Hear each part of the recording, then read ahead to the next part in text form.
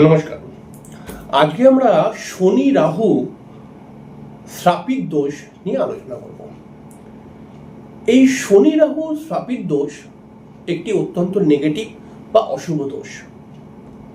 জন্মছকের মধ্যে যদি শনি রাহুর শ্রাপিত দোষটি ষষ্ঠ অষ্টম দ্বাদশ ঘরের মধ্যে তৈরি হয়, তাহলে একজন জাতককে অনেক ভয়ানক এফেক্ট, নেগেটিভ এফেক্ট দেয় কিন্তু এই যোগটি।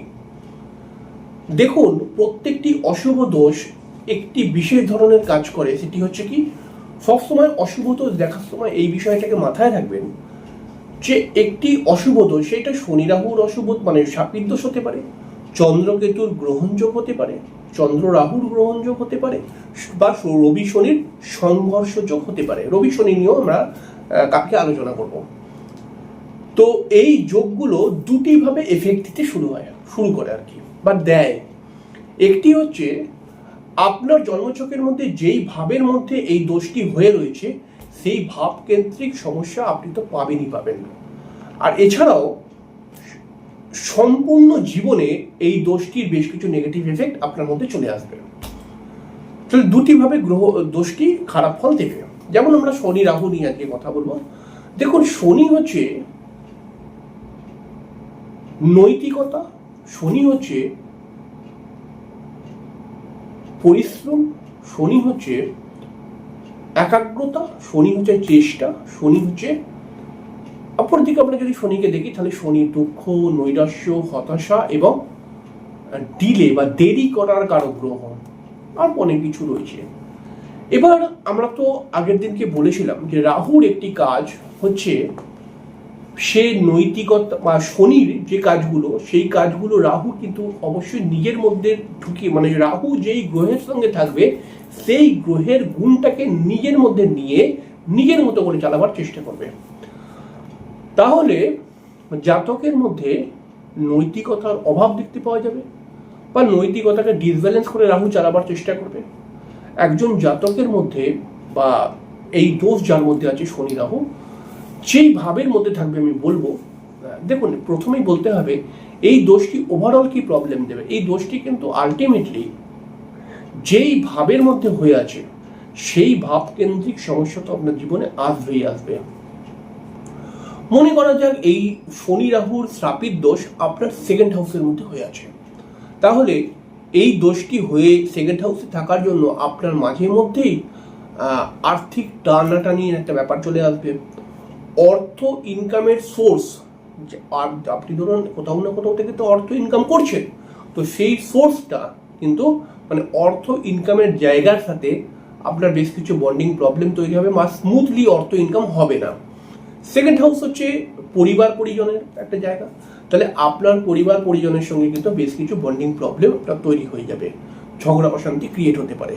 শনি রাহু সেকেন্ড হাউসে শ্রাপিত যদি করে থাকে, আপনি মাথা গরম করে কিন্তু বেশ উল্টোপাল্টা কথাবার্তা বলে ফেলবেন, এরকম কিন্তু। ধরুন এই দোষটি রয়েছে পঞ্চম ভাবের মধ্যে, তাহলে এই দোষটি পঞ্চম ভাবে থাকার ফলে কিন্তু আপনার সন্তান হতে বাধা, বা সন্তানের সঙ্গে বেশ কিছু বন্ডিং প্রবলেম বা সন্তানের শারীরিক সমস্যা, এই প্রবলেমগুলো আসবে। এছাড়াও আপনার প্রেমের মধ্যে বেশ কিছু সংঘর্ষ, স্ট্রাগল বা বন্ডিং প্রবলেম এগুলো আসতে পারে। শনি রাহু শ্রাপিত দোষ যদি আপনার পঞ্চম ঘরের মধ্যে হয়ে যায়, তাহলে পারে কিন্তু মাঝে মধ্যেই এমন কিছু বুদ্ধি খাটাবেন আপনি, যেই বুদ্ধি আপনাকে কিন্তু লস করিয়ে দেবে। আবার পঞ্চম ঘরের মধ্যে শনি রাহু কিন্তু থাকলে পারে আপনার লটারি খেলার প্রবণতা বেড়ে যেতে পারে, আপনার নেশার প্রতি একটা ঝোঁক চলে আসতে পারে। আবার এই দোষটি যদি দশম ঘরে থাকে শনি রাহু একসাথে, তাহলে পারে কিন্তু চাকরি পেলেও সেই চাকরি বেশি দিন স্টে করে না। দেখুন, শনি রাহু শনি কেতু এটাকেও ধরে নেবেন, হ্যাঁ, রাহু কেতু প্রায় একই রকম।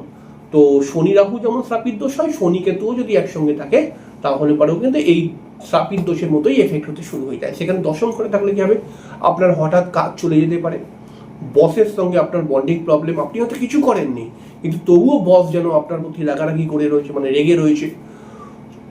কর্মস্থানে বিভিন্ন শত্রুতা একটা ক্রিয়েট হতে পারে, এবং হঠাৎ আপনার কর্ম চলে যেতে পারে। হয়তো আপনি ভালো একটা কাজ করছেন, সংসার চালাচ্ছেন, কিন্তু হট করে কোনো না কোনো কারণে চলে গেল কাজটি, বস বললো কি আপনাকে আমি আর রাখতে পারবো না, এরকম একটা ব্যাপার কিন্তু ক্রিয়েট হয়। এছাড়াও কিন্তু আপনার মান সম্মান হানি হওয়ার একটা সম্ভাবনা, বা কেউ আপনাকে অপমান করতে পারে, বা বারবার আপনি অপমানিত হতে পারেন কর্মের জায়গাতে, কিছু লোক শত্রুতা করতে পারে। এই সমস্ত প্রবলেমগুলো সাপির দোষ কিন্তু দেয়, মানে যেই ঘরের মধ্যে থাকবে সেই ঘরকে প্রবলেম করে দেবে। যেমন ধরুন সপ্তম ঘরের মধ্যে রয়েছে, তাহলে বিবাহিত জীবনে সমস্যা, বিবাহ হয়তো হবে না বা হলে পারেও সেটা টিকবে না বেশি দিন ধরে। হাজব্যান্ড ওয়াইফের মধ্যে বন্ডিং প্রবলেম, বারবার ঝগড়া অশান্তি, এবং বারবার কথা কাটাকাটি, ডিভোর্স হয়ে যাওয়া, সেপারেশন হয়ে যাওয়া, হয়তো আপনার স্ত্রী আপনার থেকে দূরে চলে গেল অন্য কোথাও, হয়তো ডিভোর্সটা হলো না, সে চলে গেল তার বাপের বাড়ি, বলছে আমি আর আসবো না। এছাড়াও বিভিন্ন পারিবারিক অশান্তি বিবাহিত জীবনের পর, মানে বিবাহের পর, এগুলো কিন্তু দেয়। এই শনি রাহু শ্রাপির দোষ ষষ্ঠ, অষ্টম, দ্বাদশ ঘরে থাকলে অত্যন্ত খারাপ। শাস্ত্র এই দোষটিকে অত্যন্ত অশুভ দোষ হিসেবে গণ্য করেছে। অর্থাৎ এই দোষটি যদি আপনার জন্মছকের মধ্যে থাকে এবং শনি রাহু ডিগ্রিগতভাবে যদি 12 ডিগ্রির মধ্যে থাকে, অর্থাৎ শনির ডিগ্রি এবং রাহুর ডিগ্রি যদি 12 ডিগ্রির মধ্যে হয়, তাহলে এই দোষটি নেগেটিভ এফেক্ট দেবে দেবে দেবে। হয়তো একটি ভালো দশা চলছে বা হয়তো একটি ভালো গোচর চলছে, যার জন্য আপনি হয়তো আপনার সেকেন্ড হাউসে শনি রাহু রয়েছে, আপনি হয়তো বেশ কিছু টাকা পয়সা ভালো মতো ইনকাম করে নিয়েছেন। কিন্তু যেই দিনকে দশা আপনার চেঞ্জ হবে বা গোচর চেঞ্জ হবে, সেই দিন থেকে আপনার প্রবলেম শুরু হয়ে যাবে। এরকম কিন্তু দোষ। এই দোষটিকে কিন্তু সঠিক নিয়মে কাটানো অবশ্যই শাস্ত্র বলতে দরকার। এবার দেখুন, শনি রাহু জন্মছকের মধ্যে যদি থাকে, তাহলে পারে কিন্তু দেখুন, থাকলে পারে যেই ভাবে থাকবে সেই ভাব কেন্দ্রিক সমস্যা তো দেবেই দেবে। এছাড়াও ওভারঅল জন্মছকের মধ্যে একটি প্রবলেম দেবে, না আপনার ওভারঅল জীবনের মধ্যে একটা প্রবলেম নিয়ে আসবে। সেটা হচ্ছে কি, বিশেষ করে আপনাকে, আপনার অর্থ আসলেও অর্থ হুড়ুর করে খরচা হয়ে যাবে। দ্বিতীয় নম্বর প্রবলেমটা কি, আপনি কিন্তু অনেক সময় শনি রাহু যদি একসঙ্গে দেখা যায়, বেশি সত্যবাদী জ্যোতিষী, কথাটা এরকম করে বললাম, সত্যবাদী জ্যোতিষী হতে গিয়ে মানে কি, মানে হচ্ছে আপনি খুব সৎ মানুষ, হ্যাঁ, আপনি সততার সঙ্গে চলার চেষ্টা করেন, এই সততা দেখিয়েই আপনি প্রবলেমে পড়ে গেলেন। এরকম প্রবলেম নিয়ে আসে। এই শনি রাহু যদি একসঙ্গে থাকে, তাহলে পরে দেখা গেছে আপনি আপনার কি বলবো, আপনার পরিবারের মধ্যে সমস্যা, মানে ফ্যামিলি প্রবলেম, এবং প্রফেশনাল একটা জায়গাতেও সমস্যা ক্রিয়েট হয়ে যাচ্ছে। অল টাইম আপনি কিছু না কিছু সমস্যার মধ্যে পড়েই রয়েছেন। মানে অত্যাধিক মানসিক টেনশন আপনার জীবনে অটোমেটিক্যালি চলে আসবে, এবং যা কাজ করতে যাবেন এক চান্সে হবে না, এরকম কিন্তু একটা ব্যাপার ওভারঅল ক্রিয়েট করতে থাকে এই শনি রাহু। তাহলে একটা প্রশ্ন আসবে যে শনি রাহু কি ভালো ফল দেয় না? ভালো ফলও দেয়। যদি এই দোষটি একাদশ ঘরের মধ্যে হয়, যদি এই দোষটি দশম ঘরের মধ্যে হয়, মানে এই যোগটি আর কি, শনি রাহু একসঙ্গে যদি দশম ঘর একাদশ ঘরের মধ্যে থাকে, বা এই যোগটি যদি ষষ্ঠ ঘরের মধ্যে থাকে, তাহলে পরে এই যোগটি কিন্তু অনেক সময় ভালো ফল দেয়। কিন্তু তখন ভালো ফল দেয় যখন যেই লোকটির এই দোষটি রয়েছে সে সত্যবাদী জ্যোতিষী হবে না।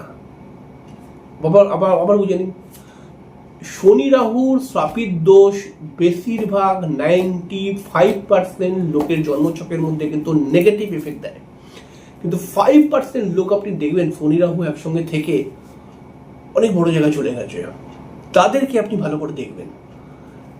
তো দেখুন, বলতে নেই, কিন্তু তবু আমি আমার এক্সপিরিয়েন্স দেখেছি, এটা মানে এক্সপিরিয়েন্স করেছি আমি। শনি রাহু সেই সব মানুষকেই বড় করে দেয় যেই সব মানুষ হচ্ছে ট্রিপল চিটিংবাজ। ভালো করে, কথাটা শুনতে একটু খারাপ লাগলো, কিন্তু এটাই আমি দেখেছি, অনেক জায়গায় মিলিয়ে দেখেছি, একটা নয় প্রায় 50টা চকের মতো মিলিয়ে দেখেছি। যে সত্যি কথা বলে কম, কিন্তু এত অ্যাক্টিং এর সঙ্গে কথা বলে যে মনে হয় ওর মতো সত্যবাদী মানুষ আর নেই। এই রকম লোকগুলোকে শনি রাহু তুলে দেয়। হ্যাঁ, আর আপনি ধরুন একটা এমন লোক যে আপনি কখনোই মিথ্যের সঙ্গে আপোষ করেন না, আপনি একটা এমন লোক, আপনি যেটা দেখবো সেটাই বলবো, যেটা ঠিক সেটাই বলবো। আমি ভগবানকে সবসময় একটা কথা বলি যে ভগবান আমার মুখ তুলে তুমি চাও আমি সর্বদা যেন সৎ পথে চলতে পারি। মনে করা যাক আপনি এরকম লোক, আপনি জেনে রাখুন, লিখে রাখুন খাতার মধ্যে, এই শনি রাহুর জন্মছকের মধ্যে যদি যোগ থাকে, মানে আপনার জন্মছকে যোগ থাকে, আপনি অনেক বড় সমস্যায় ফাঁসতে চলেছেন সামনে। হ্যাঁ, তাহলে আপনি বললেন আমি কি তাহলে ভগবানের পুজো করবো না?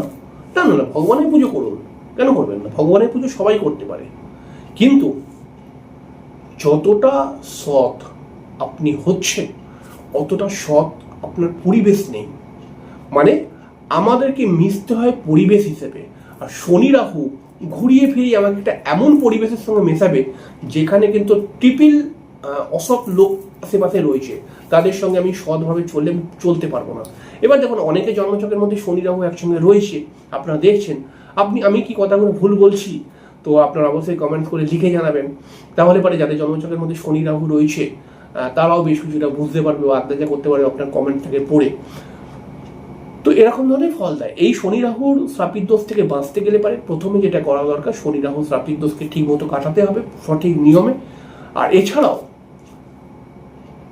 যদি প্রত্যেকদিন শিবের মন্ত্র পাঠ করা যায় 108 বার করে সকালে, তাহলে, এবং রাত্রিরে দেখুন শিবের মন্ত্র সকালবেলায় 108 ওম নমঃ শিবায়, আর রাত্রির বেলায় রাহুর মন্ত্র ওং রাং রাহবে নমঃ, একটুখানি বললেও হবে 108 বার যদি করতে পারেন, তাহলে এই যোগটি কিন্তু অটোমেটিক্যালি কমে যায় এফেক্ট।